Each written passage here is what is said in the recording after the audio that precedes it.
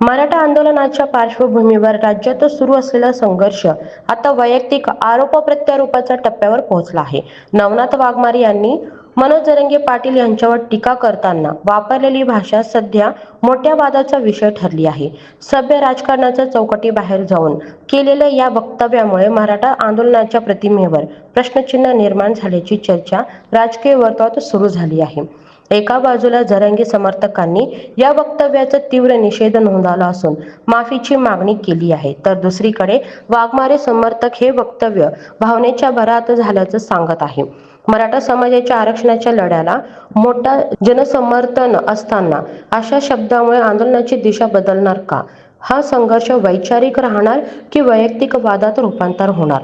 राज्यातील राजकारणात या प्रकरणाचे पडसाद उमटण्याची शक्यता व्यक्त केली जात आहे. मग आंदोलनाच्या नेतृत्वात समन्वयाचा अभाव आहे का? आणि अशा वक्तव्यामुळे समाजाच्या मुख्य मुद्द्यावर लक्ष विचलित होत आहे का? तुम्हाला काय वाटतं? ही फक्त भावनेतून निघालेली प्रतिक्रिया आहे की यामागे मोठं राजकीय समीकरण दडलंय? अधिक अपडेटसाठी HSN मराठी न्यूज चॅनलला सबस्क्राईब करा.